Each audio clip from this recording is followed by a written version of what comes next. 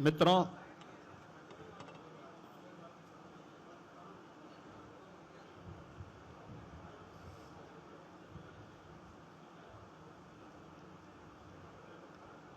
आज पूरा देश 14 अगस्त 1947 के उस भीषण त्रासदी का स्मरण कर रहा है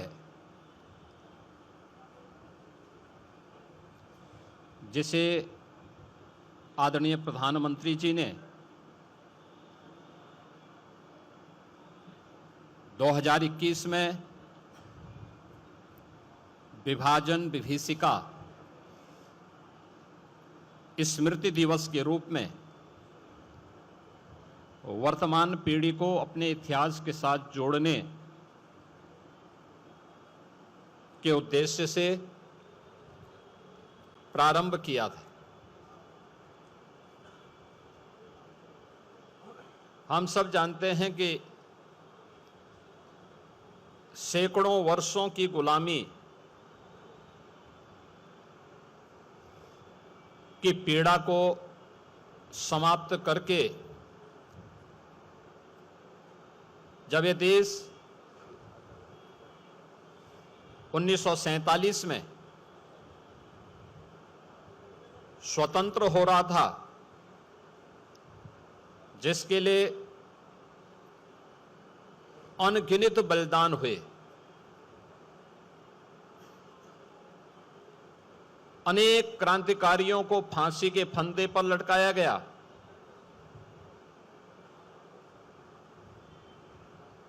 देश के स्वतंत्रता संग्राम सेनानियों को अमानवीय यातनाएं दी गई,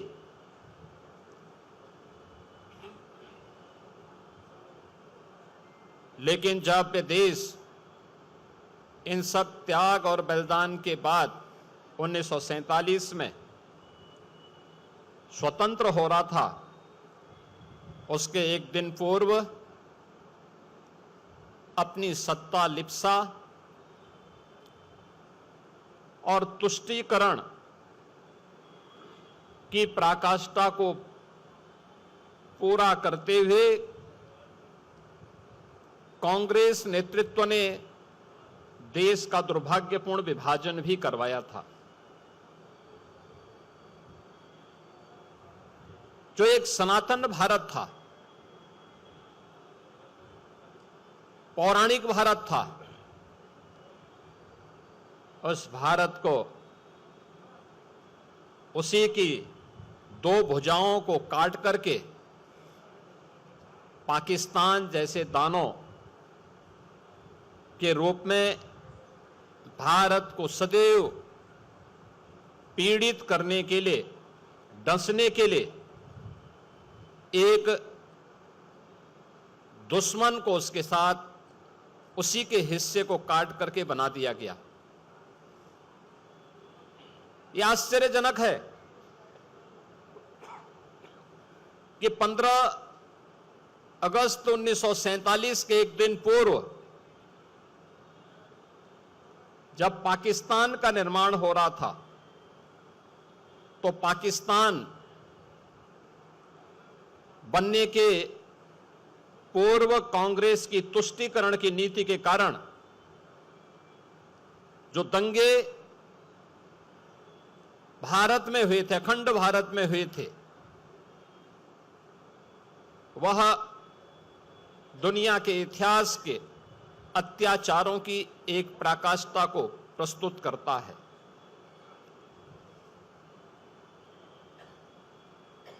जो पश्चिमी पाकिस्तान था, उस पाकिस्तान में लाहौर हो या कराची, रावलपिंडी हो या मुल्तान, इन सभी क्षेत्रों को हिंदू विहीन बनाने के लिए, सिख विहीन बनाने के लिए, बौद्ध विहीन बनाने के लिए एक अभियान उस समय की कांग्रेस की तुष्टीकरण की नीति पर चलने वाली उनके नेतृत्व के कारण पैदा हुआ था। अनगिनत, यानी जिनकी संख्या कहते हैं कि 14 अगस्त 1947 और उससे पूर्व जो हिंसा हुई विभाजन के कारण करोड़ों लोग बेघर हो गए। लगभग 15 से 20 लाख लोगों का कत्लेआम हुआ, चाहे वह पूर्वी पाकिस्तान के नाम पर या पश्चिमी पाकिस्तान के नाम पर। और विभाजन की उस त्रासदी के कारण अपना घर बार छोड़ करके दर दर की ठोकरें खाने वाले आए हुए हिंदू, सिख, बौद्ध, जैन, क्रिश्चियन, इन किसी के लिए भी तत्कालीन सरकार ने कोई राहत पैकेज, उनके पुनर्वास, उनकी नागरिकता के लिए कोई पुख्ता व्यवस्था नहीं की। उनके लिए कोई स्मारक नहीं। जिन लोगों ने अपने लोगों को खो दिया, जिन्होंने अपनी विरासत को उस दुर्भाग्यपूर्ण घटना का शिकार बना दिया, उनके लिए न कोई स्मारक, उनके लिए न कोई संग्रहालय, न उनके लिए उनकी स्मृति के लिए, उन्हें स्मरण करने के लिए तत्कालीन सत्ता प्राप्त करने वाली कांग्रेस ने कोई भी व्यवस्था नहीं दी। हम आभारी हैं प्रधानमंत्री मोदी जी के, जिन्होंने विभाजन की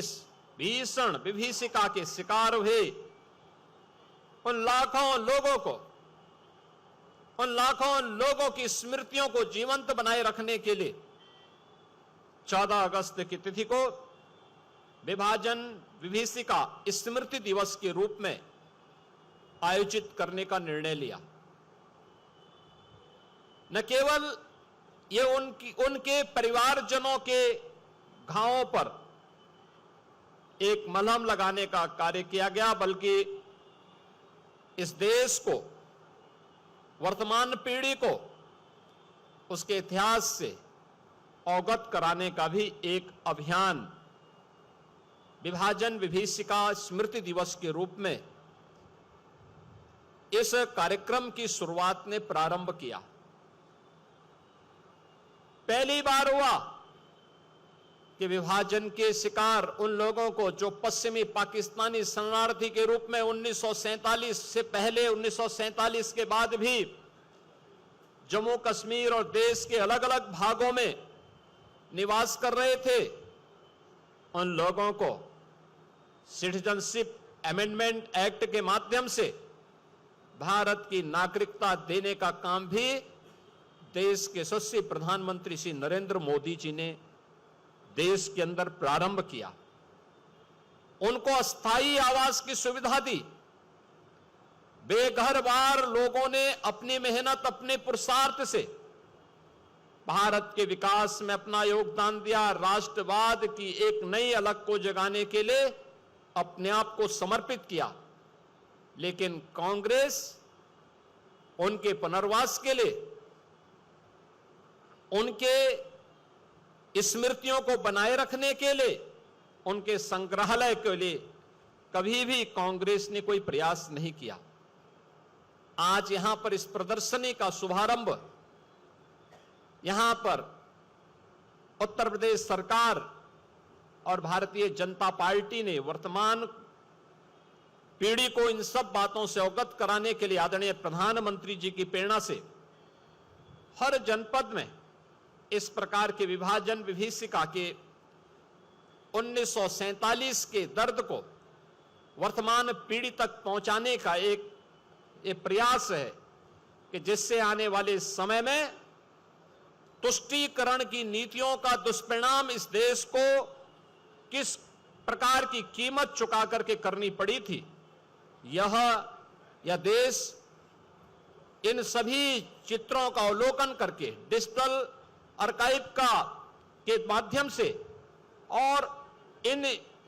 यहां पर लगी हुई प्रदर्शनियों के माध्यम से, हर जनपद में लगी हुई प्रदर्शनियों के माध्यम से अवगत हो सके, अपने वर्तमान को सुरक्षित रखने, आने वाली पीढ़ी के भविष्य को उज्जवल बनाने की उस रणनीति का हिस्सा बन सके। इस दृष्टि से विभाजन विभीषिका स्मृति दिवस के इस कार्यक्रम के साथ इस प्रदर्शनी का अवलोकन करने, इसका शुभारंभ करने के लिए आज हम सब यहां पर उपस्थित हुए हैं। उन सभी ने, उन परिवारजनों के प्रति जिन्होंने अपने परिवार के सदस्यों को इस भीषण विभीषिका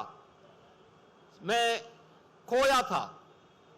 उनकी स्मृतियों को मैं नमन करता हूं। उत्तर प्रदेश सरकार की ओर से उन्हें विनम्र श्रद्धांजलि भी अर्पित करता हूं।